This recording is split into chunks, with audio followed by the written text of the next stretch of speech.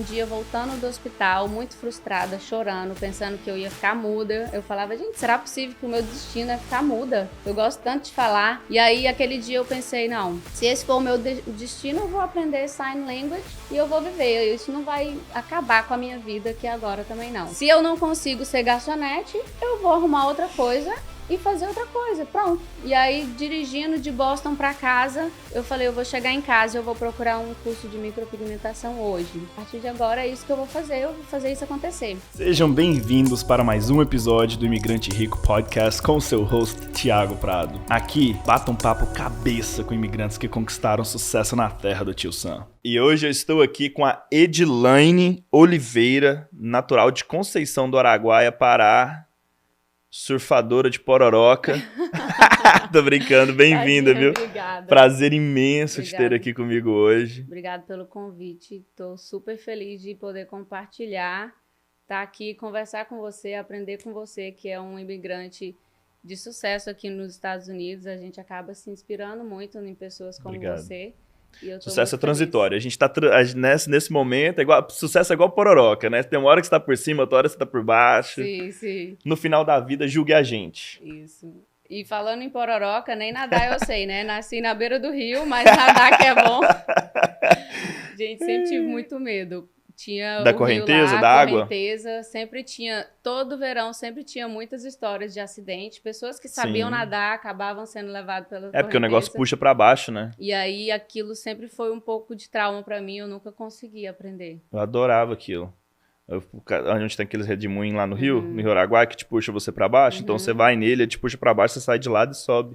Quando eu era menorzinha, a gente tem um pouco de menos noção do perigo. Eu também ficava lá brincando. Como no Rio tem os bancos de areia, você tá aqui, de repente afunda, e eu afundava e voltava, cavucava até com a mão assim pra subir. E aquilo era a maior diversão, que era infância Deus gostosa. Que cuidava, né? Que infância gostosa. E você cresceu lá? Cresci lá no Pará, até os 16 anos de idade eu vivi lá. Não tinha muito essa questão de andar por outros lugares. Sim. Minha família, infância humilde. Apesar de ser mineira, sim. Eu creio que eu fui lá em Minas 2 vezes no máximo. De onde de Minas? Mesmo. Araguari, Triângulo Mineiro. Então é Goiás, velho. Vocês falam portão, desculpa, igual nós? Eu sou uma pessoa, assim, um pouco sem identidade, porque cresci lá no Pará, tinha o sotaque do Pará, porém família mineira. Vim pra cá, perdi totalmente quase o sotaque do Pará. Encontrou os mineiros aqui de novo? Encontrei com os mineiros aqui de novo e tô essa pessoa meio sem identidade. Tem um filme do Breakfast on Tiffany's, o Café da Manhã na Tiffany, que ela fala assim, eu sou um porno breed slob. Eu sou um cachorro sem raça, entendeu? Eu sou um animal sem raça, coisa mais ou menos desse jeito. E aí vim para os Estados Unidos. Veio com seus pais aos 16? Não. Mas peraí, como é que você teve essa ideia de vir pra cá aos 16 anos de idade? De onde surgiu isso? Eu tinha 2 irmãs que já moravam aqui nos Estados Unidos e alguns primos. Mais velhas? Mais velhas. Okay. Eu sou a mais nova de 4. E aí eu morava lá nessa cidade, que é pequena, é uma cidade pacata.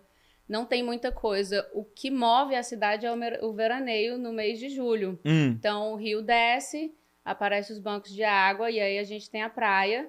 Automaticamente, é muito investido lá no veraneio. Tem muitas atrações. Onde tem aqueles botequinhos na areia lá, o povo, tem né, as botequinho lanchas. na areia, na beira do rio. Nunca fui, mas tenho vontade, viu? Tem muitos shows. Eles levam muitos artistas, principalmente hoje em dia. Antes não tinha tantos artistas. Não, hoje em dia assim, tem aeroporto em todo canto, mas né? era mais a praia mesmo. Então, o veraneio era o que movimentava a cidade. Passou o veraneio, a cidade morria de novo.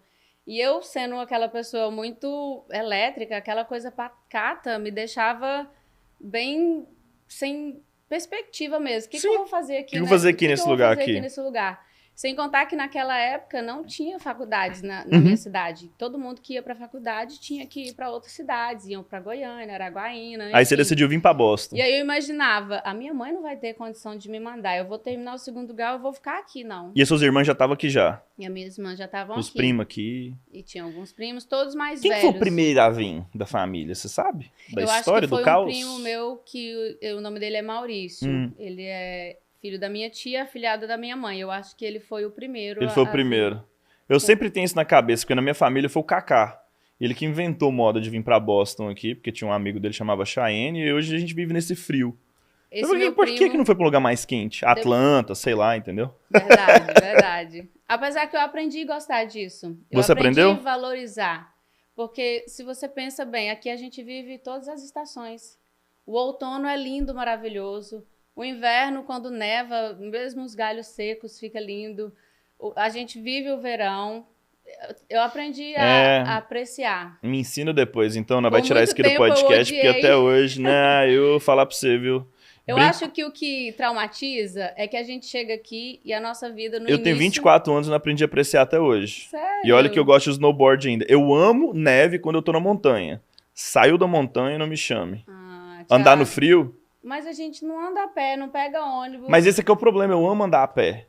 Eu gosto, sabe aquela suadinha que dá debaixo do sobaco, você acorda de manhã? Deixa pra suar só no verão. Não, maravilhoso. Mas no verão, aí é que é o pior. No verão, a panela Aí de já pressão. É demais, é. Aqui é dois extremos. Ou é geladeira de congelador de freezer de supermercado, ou no verão é uma panela de pressão. Foca na primavera e no outono. Tem um grande escritor que chama Kurt Vonnegut. Ele fala que na verdade, a gente não tem 4 estações, a gente tem 6. 6. Porque o que ele fala? Que entre o outono e o inverno, a natureza está confusa, ela está se travando. Por exemplo, até agora a gente não teve inverno. Sim. A natureza ela está confusa, ela não sabe se ela é outono, se é inverno. Aí vem o inverno. E aí depois do inverno, a natureza fica confusa de novo, ela está destravando. Aí o Kurt Vonnegut, ele morou no Cape Cod, é um grande escritor americano. E a tese dele é que a gente não tem 4 estações, a gente tem 6 na Nova Inglaterra, que é meio confuso.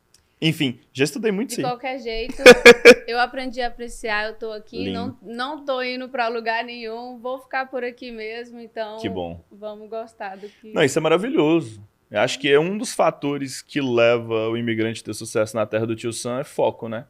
Com certeza. Você sabendo o que você quer, o foco... Com certeza. E foi por isso que... Aí você veio, os 16. Isso. Vamos voltar lá então. Vamos. Chegou em Massachusetts. Falava inglês? Zero inglês. Eu era aquela menina um pouco revoltada. Nunca fui assim muito estudiosa. Eu não amava estudar. Certo. Meus pais não terminaram os estudos. Eu acho que a minha mãe fez até a 4ª série, se eu não me engano. Então não era aquela família que eles incentivavam, mas eles não podiam contribuir tanto. Certo. Não é igual aquela família que tem um pai e uma mãe super inteligente que senta a criança aqui e ensina ele a fazer o dever. Eu tinha que fazer sozinha. Então, eu me perdi. O que era, gente, que a gente tava falando? Aí você se perdeu. Você chegou, você se perdeu, perfeito. Aí você foi pra high school. Não estudava muito. Eu Inglês, como é que foi? Como é que você aprendeu inglês? Então, na escola eu nem prestava atenção no inglês. Eu falava, eu nunca vou para os Estados Unidos mesmo, pra que eu vou aprender inglês? Mas aí você chegou aqui sem falar inglês, e como é que você foi? Você foi pra escola? Não. Primeiro eu tive que trabalhar um ano todinho só focado em pagar as dívidas, que a gente não tinha dinheiro pra passagem, dinheiro pra nada. Você veio de visto? Não. Ah, tá. E aí foi um ano trabalhando pra pagar as dívidas, não fui pra escola, obviamente. Não tinha inglês, então trabalhava no Dunkin', que é uma coisa que você vai lá, decora certas palavras e você consegue trabalhar.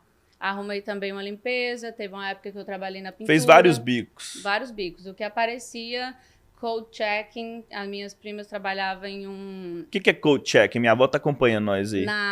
Nas boates, as pessoas guardam os casacos. Certo, e aí eu ficava lá guardando o casaco das pessoas. Boa. Aí quando elas terminavam, elas iam lá, a gente entregava o casaco. Botava o negócio mesmo pra andar. Tudo quanto era bico que aparecia, se me chamava pra fazer limpeza, eu ia. Esse primeiro ano foi bem assim... Até os 17 foi de trabalho mesmo. Até hoje, né, na verdade. Não, mas aí tá. Eu quero entender como é que você aprendeu inglês. Aí eu falei assim, cheguei aqui e não falava inglês. Eu falei, eu vou pagar minhas contas. Eu não vou ficar aqui sendo uma pessoa que não fala a língua e que não terminou nem o 2º grau. Você já ainda. pensava isso lá atrás? Não. Quando eu cheguei aqui, eu não sabia o que eu ia fazer. Não, sim, mas você já visualizava isso? De falar assim, cara, eu tenho que aprender inglês. Quando eu cheguei, sim. Eu já pensei, tenho que aprender inglês. A vida aqui é um baque, né? Quando você chega, você não consegue se comunicar com as pessoas. E você pede nem um café. Você que sai de uma cidade pequena, onde que todo mundo conhece todo mundo. Chega aqui, não consegue se comunicar com ninguém, é um baque. E eu falei, não, eu tenho que aprender inglês e eu tenho que terminar o 2º grau, eu tenho que ter os estudos. Eu não posso ser aqui uma pessoa imigrante, indocumentada, que não fala a língua, que não tem estudo nenhum. E aí eu trabalhei, paguei as contas, juntei $3.000 e falei, agora eu vou para high school. Porque para ir para high school eu teria que sair do meu emprego, não sabia o que eu ia fazer. E eu tinha que ser independente. Um dos acordos foi, você pode vir para cá, a gente te ajuda, mas você vai ter que ser independente. Porque, na verdade, eu não tinha muito crédito, eu não era uma menina muito responsável lá. Então, as pessoas nem acreditavam muito que eu ia chegar aqui. A expectativa era baixa. Era baixa. É aí que é o bom. Quanto menor a expectativa, melhor ainda. Sim, então, desde quando eu cheguei, é provando que eu posso Sim. e que eu vim aqui para ser uma pessoa de sucesso. Boa. E aí eu fui para high school. Já com a high school, eu já tive que ter essa mentalidade também, porque conhecia várias pessoas que ou não quis mais ir para high school, porque tá aqui, imigrante tá aqui para trabalhar, ou foram e acabaram desistindo. E por qual cidade que você foi para high school? Waltham. Você foi para Waltham High? Waltham High. Nossa, back in those days era só os muchachos. Muitos. Guanaco, Chapino. Muitos. E eu ficava até irritada, porque eu tava aprendendo a falar espanhol Mais primeiro do que inglês. Eu quero aprender inglês. Tem uma comunidade muito grande de mexicano guatemalteco ali, né? Sim. Até hoje. Quando eu quero meu burrito raiz, eu vou pra Waltham. Lá tem muito. E assim, acabei morando muitos anos em Waltham e aprendendo a amar Waltham. É linda a cidade. Mas entrando na high school, eu já entrei também com aquele foco, né? Vendo as pessoas desistindo, eu falei, olha, eu vou terminar isso aqui, aconteça o que acontecer. E aí eu fui e era muito cansativo. Eu não sei se isso aconteceu com você também, que você chegou aos 14, às vezes aos 14 anos a pessoa não tem tantas preocupações, talvez, por estar com a mãe, eu já era minha provedora, mas eu ficava muito cansada e eu acabava dormindo em classe, porque você tentar entender o que essa pessoa está falando em outra língua era muito cansativo. E, além disso, nesse período eu fiquei trabalhando em restaurante, então eu saía da high school, passava em casa correndo, ia para o restaurante, saía do restaurante 10, 11 horas da noite, tinha que pegar ônibus para chegar em casa, então eu chegava em casa meia-noite, às vezes quase 1h da manhã. Certo. E aquilo ali, além de ser cansativo por não saber a língua e ser cansativo por causa do trabalho, eu não podia contar a minha realidade. Porque eu tinha medo das professoras saber que eu, aos 17 anos, estava trabalhando daquele tanto de horas e me proibir de trabalhar. Eu não sabia exatamente como que funcionava a lei. Você tinha que ralar e trabalhar. E escondeu a minha realidade. Você fez melhor do que eu. Eu parei de estudar e fui trabalhar. Não, eu parei de estudar na 8ª série. Na 8ª série. Uau. Nunca terminei. Eu fui pra Humana Barnes Middle School, depois fui pra Somerville High e parei. Sorte que você é inteligentíssimo, né? Não, eu não tenho esse QI elevado que você tem. Quando eu voltei a estudar, eu tinha 23 anos de idade. No seu podcast eu vi que a sua história um pouco. Foi assim, bem mais ou menos isso aí. Não é. É vontade mesmo. Acho que é a vontade intensa que a gente tem de vencer, que dá pra ver isso em você. E aí você aprendeu inglês na high school trabalhando de noite. Aprendi inglês na high school e principalmente no trabalho à noite. Porque na high school, eles não estão ali pra te ensinar inglês. Cara, isso é um fator... Eles estão aí pra te ensinar a matéria. Você não pode estar parando a aula a cada palavra que você não entende. Não. Você absorve o que você E não tinha Google naquela época no seu celular, né, filha? Eu nem celular tinha por vários anos. Por uns 3 anos, pelo menos, eu não tinha celular, eu não tinha carro, eu não tinha computador. Então... Nossa, mas o imigrante recém-chegado, que não tem carro, computador e celular, época, morre hoje em dia, né? Hoje em dia, nossa, todo mundo... Hoje em dia tá muito mais fácil. Com a rede social, tá tudo muito mais fácil. Ou mais difícil, sabia? Eu acho que às vezes tá mais difícil. Por quê? Porque você tem uma onda muito grande de informação que você nem sabe o que é verdade, o que é mentira mais. E a gente tava conversando isso nos bastidores. Põe isso na sua cabeça. Quem é mais visto ganha do competente. Exatamente. Hoje, a pessoa visível ganha do competente. E aí, será que o visível tem a capacidade de entregar ou é buchiteiro? A gente tem que desenvolver essa habilidade de comunicar. De comunicar e de filtrar o que é bom e o que não é na internet. E tá difícil, viu? Por um tempo, eu percebi que eu tava perdendo muito tempo na internet. Tá difícil. E aí, hoje em dia, eu já deixei de seguir páginas, deixo de seguir pessoas, tudo que não agrega. Quero voltar lá pra aquela high school, pra aquele momento. Aí você completou a high school, então você tem um diploma da high school. Completei a high school em 2008. Meus parabéns. Completei. E ralando de noite. Ralando de noite, acordando atrasada, porque sempre muito Tá cansada, louco, acordava restaurante. atrasada. Você saiu do restaurante que horas? Meia-noite, 11 horas? Saía, depende do dia, 10h30 ou 11h30. Aí até chegar em casa, dormir, até chegar em casa, meia-noite. aí fazer os homework depois que chegava em casa. E aí acordava atrasado, perdia o ônibus da escola, tinha que ligar pro táxi. Aí tinha que ligar, dar o endereço. Pro táxi, não tinha inglês, Uber não, mas né? eu dava um jeito de ligar pro táxi, era $8. Eu ficava brava, porque tinha semanas que eu pagava $8 várias vezes. Naquela época eu não ganhava tão bem não, assim. Então você fazia $60 à noite, no máximo. Mas esse é um fator que leva o imigrante a ter sucesso na terra do tio Sam, educação. Qual que foi a importância de educação na sua vida? 100%. Continua sendo. Eu que nunca fui uma menina que gostei de educar, de estudar, a minha vida só mudou quando eu entendi que não tem outra saída. É buscar educação, é buscar se profissionalizar. Não tem outra saída. Não tem. É educação. Isso aí. Eu concordo muito contigo. Aí você saiu da high school e foi trabalhar. Saí da high school, eu trabalhava num restaurante, arrumei um outro restaurante, fiquei trabalhando em 2 por uma época. E aí me tornei garçonete em um deles, então... Foi subindo de cargo. Subi o nível. Saiu de Bassi Girl, foi pra garçonete. Saí de Basser, fui pra garçonete. Nada de errado, eu fiz 3 cheesecake. Aí eu fiquei uns 5 meses trabalhando nesses 2 restaurantes. Chegou uma fase que se eu sentava aqui e ficava calada meia hora, eu dormia. Comecei a chegar atrasada no trabalho porque eu sentei e dormi. E eu acordava, já tinha passado do horário. Eu falei, não, isso aqui tá acabando comigo. Morrendo. Saí do restaurante que era só Basser, fiquei no outro e falei, vou fazer um curso de inglês agora que eu não aprendi o suficiente na high school. Uau. Quero o melhor curso. Qual que é o melhor curso? Na Harvard. Fui lá, entrei, tem um curso de 10 semanas lá.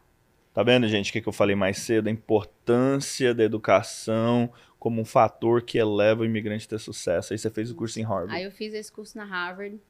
Foi bem difícil também por causa da locomoção. Lá é difícil de estacionamento. Eu pagava $18 só de estacionamento. Mas curso presencial. Presencial. Top.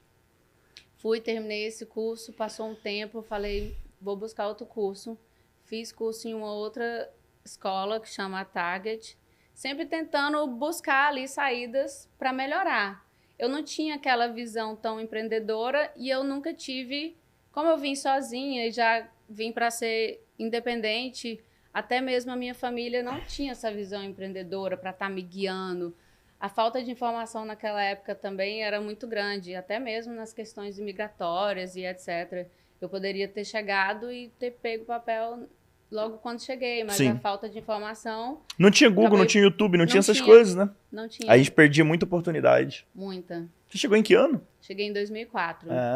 Pois é. Foi um ano muito frio, nevou muito. Eu passei muito perrengue aí nessas neves. E aí tá. Aí você foi, fez o curso em Harvard. Quando você saiu desse curso em Harvard, abriu o que pra você? Qual que foi a chave que virou ali? Só melhorou mesmo na qualidade de vida em si. Certo. Né? Você poder se comunicar melhor, você resolver os seus próprios problemas. Uhum. Não tá dependendo tanto das pessoas. Esse curso foi um curso muito curto. Pergunta pra você. Pros pais que tá acompanhando a gente aqui, que tem filho na high school. Muitos pais começam a tirar os filhos da high school para ajudar com a empresa de limpeza, começam a ajudar para a empresa de construção. O que você fala? Olha para a câmera ali. O que você fala para esse pai que tá tirando o menino da high school para ajudar com a empresa dele? Jamais. Seu filho precisa dessa educação. Seu filho pode ajudar em casa, mas a educação é essencial para o sucesso do seu filho, para levar ele onde ele vai chegar trilhando o seu próprio caminho, né? Nós temos o nosso caminho, nossos filhos terão os deles. E a educação vai ser primordial, então jamais faça isso, jamais. Boa. Porque você passou por isso, né? Mas não por escolha, mas por necessidade. E escolha, É. eu escolhi ir pra high school, né? Não, mas a escolha assim, você escolheu pra high school, mas você não fez o seu melhor, porque você, por necessidade, você não tinha como. Eu não, com certeza. É. Eu não participava de nada da escola, que eu você não, acho tipo, que é o que agrega muito os na relacionamentos que a gente faz ali aprendizagem. dentro, né? Eu não tive isso. Eu não tinha amigos. Eu quase não fui pro meu prom, porque eu não tinha amigos. Eu tinha uns 5 amigos ali. Eu não me Me conta relacionei aí. muito. Aí tá, a gente vai passar o filme pra frente agora. Uhum. Quando que você sentiu que você tinha essa veia pra empreender? Quando que você começou? Quando que você teve seu primeiro negócio? Porque no final do dia, imigrante... Vou resumir, peraí. 70% dos brasileiros em Massachusetts é solopreneur. O que significa isso? 70% dos brasileiros em Massachusetts é solopreneur. Eles são o seu famoso PJ. Ele trabalha para ele mesmo, ele limpa o quintal de alguém, ou ele limpa a casa de alguém, ou ele arruma os bicos dele, lava o carro, ele arruma uma forma de ganhar dinheiro, ele é um autônomo. Uhum. Então, automaticamente já é um empreendedor. Sim. Mas quando que você percebeu que você tinha essa veia mesmo? Falou assim, eu quero tocar meu próprio negócio. Na verdade, eu nunca tive essa visão empreendedora. Eu tive situações que me levaram a isso e que começaram a abrir minha mente para esse lado empreendedor. Mas eu confesso que eu tinha muito medo disso. Eu acabei demorando muito a realmente apostar nisso. Quando eu tinha 22 anos de idade, eu ainda era garçonete e eu engravidei. Certo. E o fato de eu ter engravidado, ser uma mãe aqui nos Estados Unidos, que a minha mãe não estava aqui para me ajudar, por mais que eu tinha minhas irmãs, e cada um tem uma vida muito ocupada aqui, né? A gente não pode contar tanto com isso. E aí eu comecei a pensar em algo que eu poderia fazer como um extra ou algo que me daria uma flexibilidade maior, às vezes até mesmo trabalhar em casa.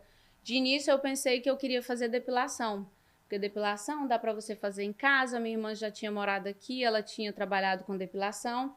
E aí eu fiz o curso da Flávia Leal. Certo. Eu fui da primeira turma da escola, quando ela realmente abriu. E a Flávia é até uma das minhas inspirações. Assim, Flávia é um amor de pessoa, né? Me sinto insegura, eu lembro da Flávia, eu lembro do início dela e eu penso, gente, olha onde que ela chegou, eu posso chegar também. E aí, por causa da gravidez, eu fiz o curso para aprender depilação e aí eu percebi que eu tinha essa habilidade com as sobrancelhas. Eu não via isso como uma habilidade minha, apesar de eu já fazer a minha, de eu já fazer de algumas pessoas, eu não via isso como uma habilidade, eu tinha uma grande insegurança, na verdade. Certo. E aí, quando eu comecei a atender como depiladora em casa, eu fui vendo que eu poderia fazer dinheiro com isso, a mais do que eu já fazia no restaurante. Era um extra, começou um pouco a abrir minha mente, mas não foi o suficiente. Só em 2019, eu já tinha um sonho de me tornar micropigmentadora, já tinha feito um curso de micropigmentação aqui, só que não foi um curso bom. Esse curso não me dava o resultado que eu queria fazer nas pessoas. Então, eu desisti de fazer aquilo no momento, até que eu fizesse um outro curso. E aí, em 2019, eu tive um problema de saúde, que eu tinha calos vocais. Eu descobri isso quando eu tinha uns 25 anos.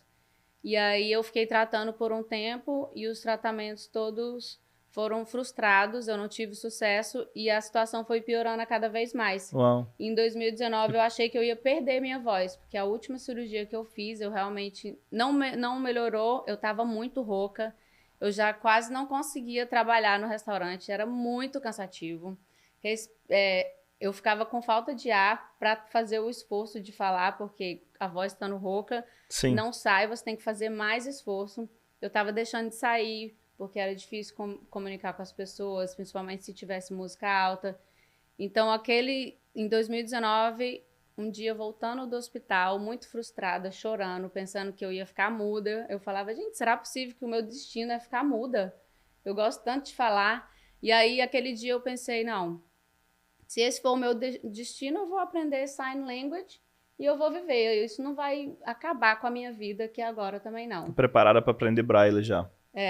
Se eu não consigo ser garçonete, eu vou arrumar outra coisa e fazer outra coisa, pronto. E aí, dirigindo de Boston para casa, eu falei, eu vou chegar em casa, eu vou procurar um curso de micropigmentação hoje. E aí eu fui lá, procurei o curso e já me inscrevi no curso. Nisso eu já estava há 3 semanas sem trabalhar, porque eu não conseguia falar. Uau. Eu tinha feito a cirurgia, tinha que ficar sem conversar por 1 semana. Voltei no médico, não estava bom o suficiente, ele mandou eu esperar mais outra. E aí depois mandou esperar mais uma 3ª semana. Então, de todo jeito, eu já não estava conseguindo nem trabalhar mais. O que eu fiz? Resolvi procurar um médico no Brasil. Minha mãe sempre falava, Edilane, vem tratar no Brasil. Aqui tem médicos maravilhosos. Eu fui no meu médico e falei, olha, eu vou pro Brasil, eu quero meus medical records, eu vou procurar uma segunda opinião. Ele falou, tem um médico muito bom no Brasil. Falei, fechou. Eu vou pro Brasil, vou procurar esse médico, Sim. Vou fazer um curso de micropigmentação com um artista lá que eu gostava do trabalho dela, me identificava, era o tipo de trabalho que eu queria aprender. E eu vou mudar a minha vida agora. A partir de agora é isso que eu vou fazer isso acontecer. Peguei toda a minha reserva de emergência, todos os cartões de crédito, fui pro Brasil, voltei com $16 mil de dívidas de cartão de crédito, sendo a única provedora da minha casa, com uma filha, mãe solteira. E aí eu voltei. E o médico deu certo no Brasil? O médico maravilhoso, fiz a cirurgia com ele. Eu fui para o Rio de Janeiro, fiz o curso lá, passei 5 dias fazendo o curso. No dia seguinte eu fui para São Paulo para fazer a consulta com o médico. Ele fez a consulta, ele já percebeu que realmente eu tinha esses calos vocais e que eu necessitava de uma cirurgia que eles chamam de cirurgia fria, que é onde eles realmente cortam as cordas vocais para tirar aqueles calos. E aqui nos Estados Unidos, os médicos ficaram inseguros em fazer essa cirurgia. Eles não gostam de fazer porque aqui ação judicial contra eles. Sim, e é uma cirurgia mais arriscada. Uhum. Então, esse médico falou, Edilane, você precisa dessa cirurgia. Eu estava em São Paulo sozinha, só que eu só tenho tempo amanhã. Eu Uau. em São Paulo sozinha. Em 24 horas você se preparou para a cirurgia, Edilane? Em 24 horas. Ele falou, você precisa fazer os exames pré-cirúrgicos. Que loucura. Me deu o endereço de alguns lugares. Eles mesmos fizeram a ligação para mim, porque meu telefone nem funcionava lá. Uhum. Eu não tinha, só funcionava na internet. E aí eu fui, fiz os exames no mesmo dia, aluguei um hotel online. Quando eu terminei os exames às 11 horas da noite, foi que eu fui pro hotel. Peguei um Uber e fui pro hotel. O hotel que eu reservei não tinha a mesma cara das fotos bem online. Normal em São Paulo, bem normal. Em São Paulo, sozinha. 11h30 da noite, eu fiquei com muito medo. Aí o Uber, graças a Deus, era uma pessoa muito bacana. Certo. Ele falou, não se preocupe, eu vou entrar com você. Ele entrou comigo, fez o check-in, era lá mesmo, era um lugar meio esquisito, mas eu falei, vou só passar a Próximo ao noite aqui. hospital? Isso, próximo ao hospital. No outro dia eu fui cedo pro centro cirúrgico sozinha. Falei, doutor, se alguma coisa der errado, você liga para minha família primeiro. Não tome decisões. Nada de desligar aparelho. Eu sempre brinco que eu vou lutar até o fim. Jamais desliguem meus aparelhos em hipótese alguma. Deixa que eu, se for para ser o fim, eu faço sozinha. Mas graças a Deus deu tudo certo. Voltei para Minas com a minha mãe, sem conversar. Quanto tempo de cirurgia? Foram mais ou menos umas 5 horas, Uau. eu acho. Aí eu dormi um dia, fiquei 24 horas lá no hospital e fui liberada no outro dia. Peguei o voo e fui para Minas. Boa, boa. Interessante como que, não sei se você já prestou atenção na sua história, mas de fora aqui a gente prestando atenção, a necessidade te tornou empreendedora. Sim. Senão você estava confortável naquele emprego até hoje de garçom ali, talvez tinha virado manager. As adversidades da vida, eu sempre vejo isso, um problema, uma adversidade, eu sempre falo, isso aqui tem alguma coisa tá acontecendo porque algo melhor tá por vir. E quando eu vou orar, eu falo, Deus, isso está acontecendo, me ajuda a enxergar a lição que eu preciso tirar disso, o que eu preciso aprender disso. O fator que leva o imigrante a ter sucesso na terra do Tio Sam aqui, que eu vejo muito é isso, é essa conexão espiritual. Qual a relevância disso nessa trajetória sua empreendedora? Total relevância, total. colocar Deus no centro das coisas, a fé nos move, né? Nos faz acreditar, a fé nos sustenta, principalmente nos momentos de mais dificuldade, porque vão aparecer dificuldades, não existe serviço fácil, não existe coisa fácil. Quando eu falo do meu curso, de mudar de vida, de chegar a um certo patamar, isso vem com muito trabalho, não existe fácil, isso não é a fórmula, não tem a fórmula mágica, você vai fazer o curso e pronto, a sua vida profissional já está pronta. Sim. Então, ter essa questão espiritual é o que nos ajuda a nos manter firme na hora dos problemas, né? Acreditar em algo e no que a vida espiritual nos traz. E também a bênção de Deus. Eu acredito que Deus existe, sim, que Ele realmente abençoa a gente. Estar mais conectado com Ele nos faz ser pessoas melhores também. Escolher caminhos melhores. Escolher as coisas com mais responsabilidade, com mais... como que se fala? Humildade mesmo. Sim. Tá. É lindo escutar isso. A pergunta que não me cala aqui agora é: se você não tivesse passado por essa dificuldade, será que você tinha tirado o tempo para ir fazer esse curso no Rio de Janeiro? Será que você tinha investido, feito essa mudança? Não. Com certeza não. Esse curso, eu já sonhava com ele há uns 4 anos. Eu fiz o curso aqui, não levei para frente e fiquei sonhando com isso por 4 anos. E a gente tem as desculpas que a gente usa para não fazer coisas que gostaríamos de fazer ou que deveríamos fazer. E na época eu não tinha documento para ir no Brasil. Então eu falava, quando eu tiver documento eu faço. E a desculpa era, eu não tenho documento. Quando eu via alguém que fez o que eu gostaria de fazer, eu falava, mas a pessoa deve ter documento, ela deve que foi lá no Brasil e fez. E aí, 2 anos depois, eu peguei o meu documento, eu pude ir ao Brasil e por 2 anos, já com o documento, já indo ao Brasil, mesmo assim eu não tinha feito o curso. Boa, boa. Eu pensava em fazer, mas era algo... procrastinava ali. Sempre no futuro. Cara, quantas pessoas, eu vejo isso direto, tá? Quantas pessoas gastam muito dinheiro com coisas obsoletas, mas não investe neles ou nelas?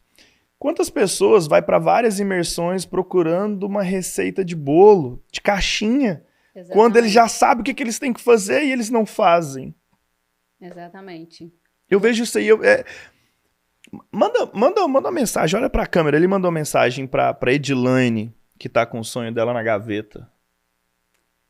Tenha coragem, foco, não espere o momento ideal, porque ele não existe. Não espere aquele apoio das pessoas à sua volta, o que é muito bom, o que muitas vezes existe, mas na maioria das vezes as pessoas acabam não tendo a mesma visão que você, então por isso eles não acreditam no teu sonho como você. Só depende de você acreditar. A sua mudança está em você, nas suas decisões e na sua disponibilidade para fazer o que precisa ser feito. Boa, boa, boa. E aí tá, o seu network, seu relacionamento, até nesse momento da cirurgia ali, era sempre com restaurante, era sempre naquela indústria de serviços, né? Sim. De comida. Você teve que mudar muita coisa. Como que foi? Tudo. Eu tive que aprender do zero. Como eu te falei, eu não sou aquela empreendedora nata. Eu não venho de família de empreendedores. Eu não entendia de tecnologia. Hoje em dia...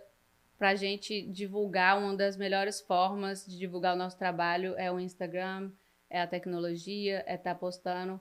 Eu não entendia de como organizar financeiramente a empresa. Eu tive não tinha que conhecimento de contabilidade, né? Nada. Qual a importância de contabilidade, então, para o empreendedor? Total importância, né? Você tem que ter o seu planejamento. Um básico, né?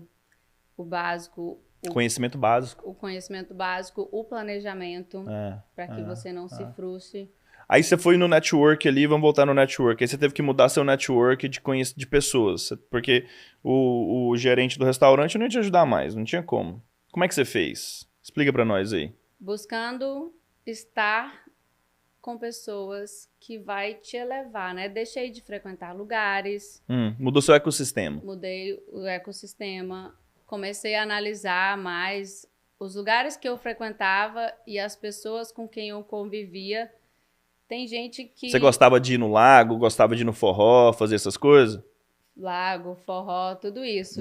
E é tão engraçado que hoje em dia eu vou em certos lugares e já não tem graça mais pra mim. Aquilo, eu penso, gente, como que eu andava em certos lugares? Meu Deus. É interessante isso, né? Você vai passando de fase e aí você vai se encontrando em lugares que você pertence e outros lugares que você pertencia que você não pertence mais. E aí, às vezes, você vive naquela nostalgia, com aquela memória gostosa daquilo que foi que não volta, porque a vida é feita de momentos. Sim.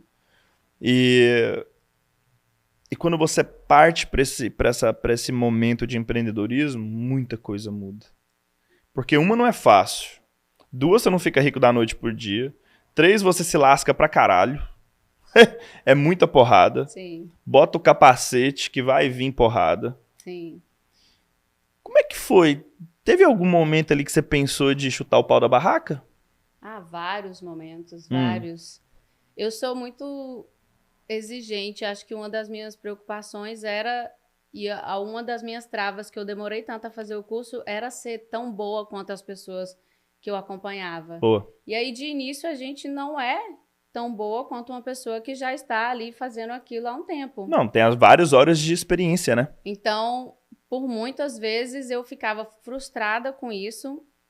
Balancear tudo era muito difícil. E a questão também de ter aquela paciência, entender que o início, a gente não vai ter aquele retorno imediato. A gente tem que entender que é uma construção, né? Tem que ter a paciência para chegar àquele lugar. Então, no início, eu comecei a fazer Uber Driver, porque eu não tinha clientes o suficiente, eu tive que fazer Uber para conciliar. Boa. E aí, o que eu percebi? Chegou uma fase que eu percebi que, de novo, eu estava usando o Uber como uma zona de conforto. Eu estava começando a ir para aquela zona de conforto. Igual no restaurante. Eu tinha o restaurante e fazia estética como um extra. O restaurante era a minha zona de conforto, que não deixava eu focar na estética. A estética não era o seu plano A, era o seu plano B. E aí, o que eu fiz? Eu comecei a fazer micropigmentação, eu fiz o curso em agosto, eu vim para os Estados Unidos no final de setembro, em outubro eu comecei a praticar. E aí eu comecei a fazer o Uber também. Quando chegou em fevereiro, eu falei, não, a partir de agora eu não faço mais Uber. O meu trabalho é micropigmentação e eu vou fazer isso acontecer. Boa. E Boa. Foco. Acabei com a minha zona de conforto. Foco. Você focou.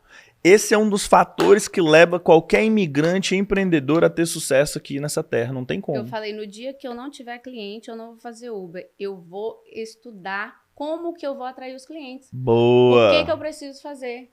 É nas redes sociais? O que eu preciso estar postando nas redes sociais? É impulsionar alguma coisa? O que as pessoas estão fazendo? Boa. E eu passava o dia inteiro pesquisando. Buscando conhecimento, educação, voltando Quando ali aquele fator. Algum curso que ensinava aquilo, estava lá a Edilane aprendendo aquilo. Quando eu estava infeliz com algum resultado do meu trabalho, queria aprender alguma técnica, estava lá, eu comprava passagem, ia para o Brasil, viajava, passagem, hotel, mas eu falei, se eu vou fazer micropigmentação, se eu vou ser uma micropigmentadora, eu vou ser uma excelente micropigmentadora. Não tem meio termo mais. Foi aí o plano A, você botou o plano A. Cara, tem um outro fator que a gente chama de imagem, né? Mas imagem é visualizar. Como que funciona essa parte de visualização para a empreendedora Edilane? Como que você visualiza o seu futuro? Você faz isso? Como que é? Explica para mim. E as coisas só começaram a acontecer quando eu visualizei. Boa. Porque visualizar é quando você acredita naquilo. Uhum. Você começa a se ver fazendo aquilo e se ver naquela realidade. Uhum. Então, hoje em dia, tudo que eu vou fazer, tudo que eu tenho feito, eu tenho me imaginado fazendo aquilo. Eu tô constantemente me imaginando sendo aquela pessoa. Quando a coisa tá difícil, quando vem empecilhos, De onde você eu tira essa volto imagem? a tirar da minha vontade de me tornar aquilo. E de onde vem essa vontade? Hoje em dia, eu creio que veio de ter encontrado o meu propósito. Boa. Eu entendi que um dos motivos para eu demorar a me encontrar é a gente não ter esse propósito. Quando eu me encontrei na micropigmentação, eu encontrei algo que era prazeroso. Uau. Então, eu senti que eu me encontrei profissionalmente. Você se achou. Eu me achei. Você achou sua tribo. Exatamente. E aí, eu fiz disso um propósito. Porque com a micropigmentação, eu percebi que, além de eu estar feliz com o que eu estava fazendo, eu proporcionava uma sensação muito boa para as pessoas, uma mudança, eu tocava a vida delas de alguma forma, mesmo com uma simples sobrancelha. Então, eu encontrei na micropigmentação o meu propósito de fazer algo de bom para a vida das pessoas, no princípio com os clientes, algo que é prazeroso para mim, porque eu acho que a gente tem que encontrar algo que a gente ama para fazer. Sim. E isso é difícil a gente se encontrar. E depois eu comecei a ver que eu poderia ser a pessoa que traria essa mudança para a vida de outras pessoas também. Porque eu fui uma pessoa que eu não acreditei em mim por muito tempo e passei por muito tempo perdida, sem me encontrar em algo que eu amava e no meu propósito. Então agora, ficou claro. ter um propósito é o que me rege também. Boa, boa. E esse momento todo, você mãe solteira, quando você chegou pra família e falou assim, vou fazer isso. Como é que foi esse momento? Conta pra mim. Tiago, na verdade, eu não peço muito a opinião das pessoas. Graças a Deus eu Você tenho... é teimosa? Eu sou determinada. Boa. Aí. É claro uma que boa empreendedora é isso aí, determinada. Existem as pessoas que você pede opinião. Sim. E o meu jeito de ver é, eu peço opinião para pessoas que eu sei que vai me apoiar. Uau. Se a pessoa for... Mas será que não tem um problema aí?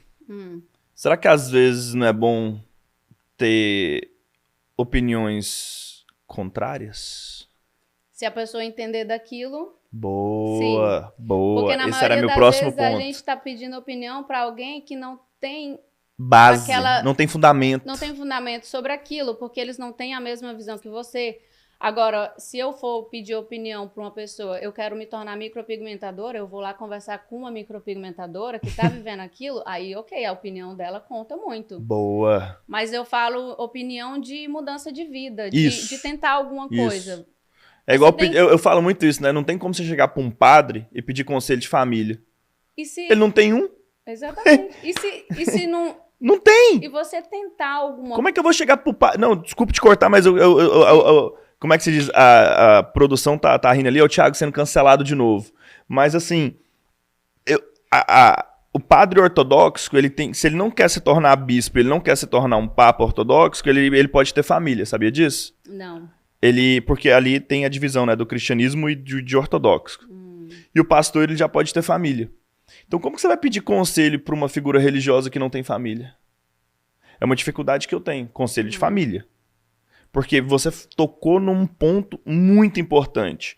Várias pessoas vão pedir opinião para parente ou para amigo que nunca fizeram porra nenhuma. Mas eu acho que é aquela questão de filtrar.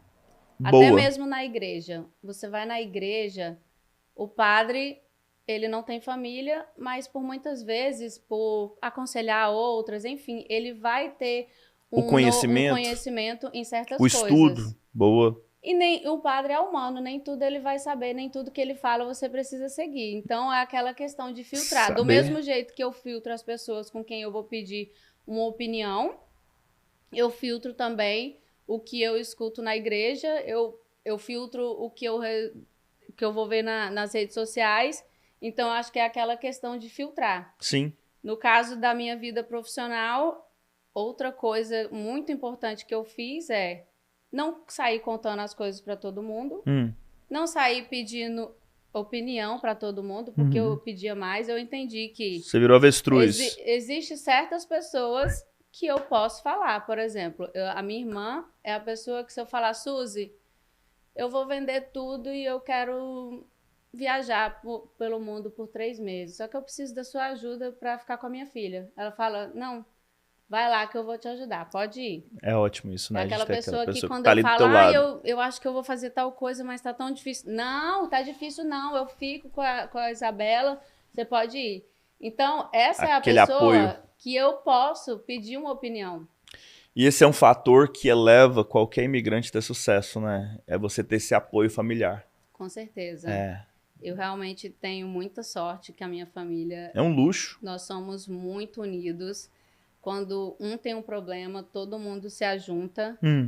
E eu me sinto muito acolhida pela minha família. Que lindo. Apesar de muitas vezes eu não falar com a maioria, porque eu sei que eles não têm essa mesma visão que eu. E tá tudo bem. E tá tudo bem. E tá tudo bem. Só que naquele momento, eu não posso dar a oportunidade de algo me parar. Sim. Então, às vezes, uma opinião de um familiar que não tem a mesma visão que eu, pode ser um fator que vai me ajudar a desistir naquele momento que eu tô fraquejando. Isso, há milhares de anos, um filósofo grego, ele pegou 2 cachorros da mesma raça, da mesmo pai, da mesma mãe, e ele criou os 2 cachorros de forma diferente. Pegou os filhotinhos.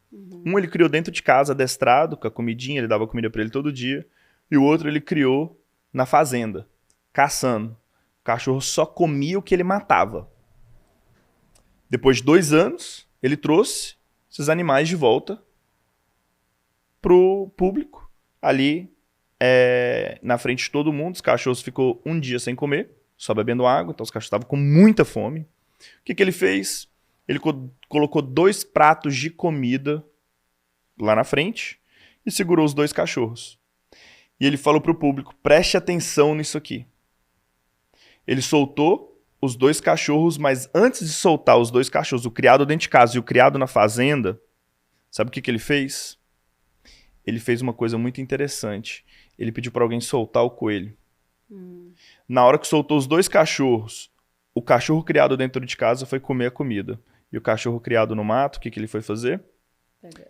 Ele foi pegar o coelho. Ou seja, não é a natureza, é a forma que a gente é nutrido. E em negócios isso é muito importante. Sim. No empreendedorismo isso é muito relevante. Sim. Porque as pessoas às vezes não foram nutridas igual a gente. Por mais que pode ter a mesma natureza. Não foram nutridas e nem passaram pelas mesmas experiências. Sem dúvida. Eu falo que ter saído do Brasil aos 16 anos e ter vindo viver aqui, ser independente e não ter a minha mãe por perto, aquela coisa toda, me faz ser quem eu sou hoje. Todas as dificuldades que eu passei me faz ser quem eu sou hoje, me faz ter a força, Sim. me faz contar menos com as outras pessoas, porque no fim do dia é você e você. Sim. Por mais que é bom ter uma rede de apoio e tudo isso, mas no final do dia é você e você. É você e você. É literalmente isso aí. É a gente contra a gente mesmo, né? É. Muito bom. Muito bom. Pergunta agora, tá? A gente vai chegando no final, agora a gente vai falar do que interessa. Vamos lá. Você voltou do Brasil endividado, com quase 20 mil dólares de cartão de crédito de dívida, torrou o dinheiro, consertou sua voz, fez o curso. Como que foi os recursos financeiros para você começar? Comecei com a micropigmentação mesmo Uhum. e trabalhando de Uber, né? Lembra Então que foi eu na raça. Na raça. Não tinha dinheiro, não. Não. Era... Nem investidor. Na medida que o dinheiro ia entrando, Nem sócio. pagava primeiro o aluguel. Não, que sócio. uma mãe solteira aqui na América, dando início a essa carreira de micropigmentação. É possível, então? Com certeza. Tem como? Tem como. Quando eu ia pro Uber, eu falava do meu trabalho no Uber. Eu dava meu cartão para as pessoas dentro do Uber. Você já vê a mulher com aquela sobrancelha, Eu a cara tá aturando a bezerra ali. Uber. Quando eu era um cliente que falava que gostava de conversar, tem cliente que entra e não conversa com você, então você não pode incomodar. A pessoa conversou comigo, me perguntou 2 coisas, eu já, o que você faz? Aí tal, a pessoa me perguntava o que eu fazia, eu, faço micropigmentação. Já abri o meu Insta, mostrava pra pessoa, dava o meu cartão. Esse aqui é meu full time, o part-time eu te dirigi aqui exatamente. agora. Exatamente. E aí fui pegando uma clientela aqui, outra ali, postando em todos os lugares, fazendo conexões, participando de grupos de networking. E aí, o boca a boca, a coisa foi acontecendo. Criei a página do Insta, que eu tinha criado um pouco antes, mas aí realmente comecei a movimentar essa página. Vestir a camisa, né? Porque às vezes a gente tem vergonha de vender, de estar ali postando, de estar vendendo. Então, Por que será que é isso, né? O povo tem vergonha de vender. eu não sei. É interessante eu sempre isso, me considerei uma pessoa péssima para vender. E agora eu tô descobrindo essa Edilane que sabe vender. Porque por que não vender se o meu trabalho é algo que te traz um benefício? Por que ter vergonha de vender, sendo que o meu trabalho é um trabalho digno, um trabalho que eu... Todo mundo vende. Que eu me dedico tanto. Agora você tá vendendo a sua história aqui, ó. Todo mundo vende. Ó, eu falo muito na nossa empresa, todo mundo vende, quem não vende apoia o vendedor. Exatamente. Eu nunca esqueço do Jack Derby. Jack Derby é meu professor de vendas e marketing da Tufts University. Eu nunca esqueço, em 2012, pegando a matéria do Jack Derby, ele virou e falou assim, Thiago, pra sala, tá? Falou pra todo mundo, não falou só pro Thiago. Falou Jack Derby literalmente. Na sala de empreendedorismo na Tufts University, ele falou, olha pra direita e olha pra esquerda. Um dos seus colegas vai se tornar vendedores depois de se formar aqui. E eu virei e falei, eu? Peguei meu GED, fui pra Community College, vim pra Tufts, saí de vendas pra me virar vendedor. Esse cara é doido. Engraçado, depois de 1 ano, eu tava fazendo o que o Jack Derby falou. Era vendedor. Mas o estigma de vendedor é tão ruim. Sim. E sem vendedor, o mundo para. Todo mundo tá comprando algo o tempo todo. O tempo todo. A gente quer comprar algo, a gente tá vendendo o tempo todo a nossa imagem. A gente tá querendo passar credibilidade, a gente tá se vendendo como pessoa. Sim. A gente tá até no relacionamento. No relacionamento. Ué. A gente vende o tempo todo, mas é realmente ideia. Um estigma, como você falou. Quando você imagina um vendedor, você imagina uma pessoa chata. Yeah. Então, aquele cara de cabelo lambido. Exatamente. Pra trás, com aquele terno de listra. Mas no fim do dia, todos somos vendedores. Você é um exemplo pra sua filha, né? Você tem uma filhinha de 13 anos, você me falou. Qual que é o nome dela? Isabela. Uau, meus parabéns. Obrigada. Minha mãe é meu modelo de empreendedor. Eu cresci vendo a minha mãe construir o império dela. Minha mãe quebrou 2 vezes. Então eu vi minha mãe lá em cima, eu vi minha mãe lá embaixo. Eu aprendi muito com a minha mãe, respeito muito a história da minha mãe. E a da minha avó. A minha avó, eu brinco que ela tem 4ª série, mas é sério. E ela calcula margem de litro de leite e queijo. Não sabe se ela vende leite, se ela faz o queijo. Ela fala assim, o leite tá melhor, se o queijo tá melhor. A velha fala de margem melhor do que quem foi para a universidade. E você vai ser essa figura para sua filha. É isso que eu espero. Tudo que eu faço, eu penso em ser esse exemplo para ela, né? Tudo que a gente faz pelos filhos também. Os filhos, eu falo que eles são bênçãos do Senhor, eles vêm na nossa vida para nos mostrar que a gente precisa evoluir, para nos forçar, muitas vezes, a desenvolver coisas que a gente não desenvolvia antes, mas agora nós somos exemplos. Certo. Então, isso é algo muito forte que eu quero passar para ela, é algo que está muito presente, é ensinar para ela que ela pode tudo o que ela se propôs a fazer se ela se dedicar àquilo. Porque é algo que eu demorei muito a entender. E foi difícil para mim me encontrar por causa disso. Então, com ela, eu já tenho trabalhado desde o início, que ela pode tudo o que ela se propôs a fazer. tudo que ela for fazer, ela tem que fazer bem feito, não Com importa amor. o que ela E faça. ela tá atendendo também o propósito, né? Uma coisa que você demorou muitos anos pra Sim, compreender. Porque na nossa época ali, em Tocantins, Goiás, o trabalho dos pais era manter o filho vivo, né? Pra trabalhar na certeza. roça.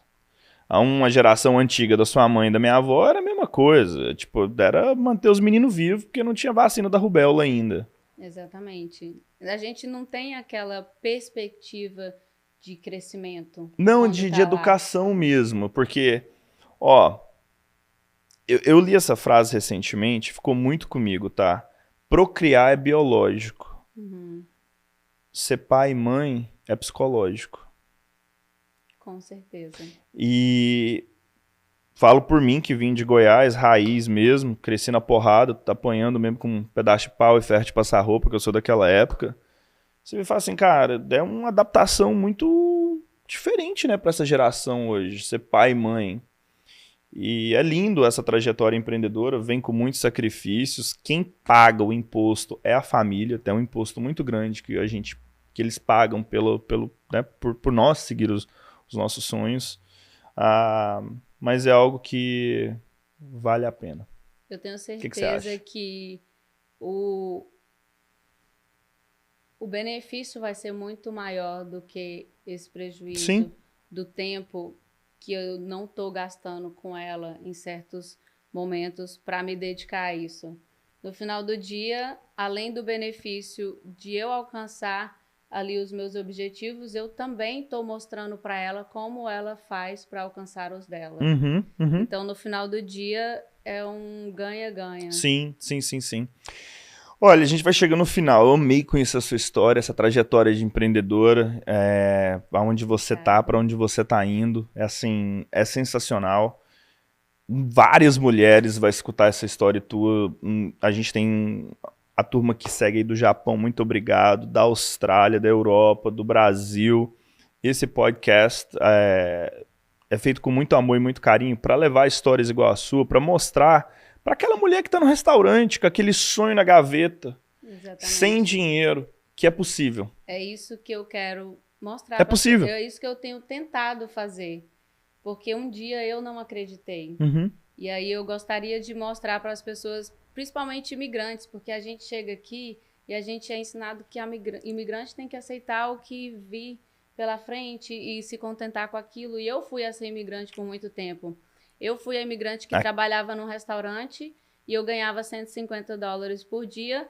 E eu achava que aquilo ali Era lindo. era lindo, era o melhor que eu poderia fazer. E eu morria de medo de perder aquele emprego. Sim. A integração cultural muda isso, sabia? É o maior fator que eleva o imigrante a ter sucesso na terra do tio Sam. Foi o que você fez, sair desse casulo e se invernar no americano. Exatamente. Mas não esquecer do brasileiro. Jamais. A gente jamais esquece as origens, né? Integração cultural é isso. Inclusive, eu falo que eu sou um pouco sem identidade, porque sou a brasileira que já está há 19 anos aqui, então... Tem mais tempo aqui do que mais lá. tempo aqui do que lá, mas não americanizei o suficiente para esquecer as minhas raízes de Nunca lá. vai. E fiquei meio ali em cima do muro. Não sabe se é mineiro ou se é paraense ou se é tocantinense. Exatamente, ou se é Fica naquele americana. triângulo ali, ou se é goiano. Não, muito bom, muito bom. Olha, o propósito desse podcast, o nome dele, Imigrante Rico, não tem a ver com bufunfa, não tem a ver com dinheiro. Apesar que dinheiro é uma forma, sim, da gente melhorar a nossa qualidade de vida. E no estado de Massachusetts é um estado muito rico. A gente tem acesso a tudo, do bom e do melhor, na ponta dos dedos. E para você que chegou na posição que você chegou hoje, tem a qualidade de vida que você tem, e tenho certeza que eu posso falar por mim, a gente tem muito mais do que a gente precisa. Vamos ser realista. Qual que é a definição de riqueza para Edilane? Riqueza para mim é ter uma família unida, é ter um lar que eu me sinta bem, é sentir que estou vivendo uma vida digna, a vida que eu mereço, é sentir que eu estou fazendo o meu papel de mãe como eu deveria fazer, sentir que eu estou passando uma boa mensagem. é poder ser a profissional que eu gostaria de ser. Isso para mim tem um valor muito grande e nem o dinheiro paga. Eu ser uma pessoa que através do meu trabalho eu ser boa nisso e trazer a felicidade para outras pessoas. Eu também faço a micropigmentação paramédica, que é algo que tem uma revolução muito grande na vida das mulheres que passaram pelo câncer de mama. Então, poder ter chegado a esses lugares, a me encontrar profissionalmente, a ter um lar que eu me sinta bem, a sentir que eu hoje em dia estou vivendo a vida que eu mereço, é uma riqueza muito grande. Ter tempo e a vida que eu escolhi ter para que eu tenha uma boa qualidade de vida, ter o que eu tenho hoje, é uma riqueza muito grande. Boa. Eu posso fazer os meus schedules. Hoje em dia eu decidi que eu vou focar na minha vida profissional, na minha vida espiritual, na minha saúde, e hoje em dia eu posso fazer tudo isso. Então eu vou à academia como eu sempre gostaria de ir, eu estou dedicando para a vida da minha filha como eu gostaria, eu estou morando em um lugar... Isso é riqueza, né? Isso é riqueza. Você ter tempo. Ter tempo, isso ter um pouquinho de riqueza. Todas as áreas da vida. Obrigado mesmo por ter topado esse bate-papo, viu? Obrigada por todo o seu ensinamento. O pouco tempo que eu estou aqui, um pouco tempo de conversa, você já me ensinou tanto. Aprendemos juntos. Todos os insights, você realmente tem me inspirado. Obrigado. Às vezes eu assisto seus podcasts, eu vi outras pessoas que eu conheço vir aqui e estar aqui também e ser uma imigrante que inspira outros imigrantes. Amém. Realmente me faz ter a sensação de que eu estou fazendo a diferença.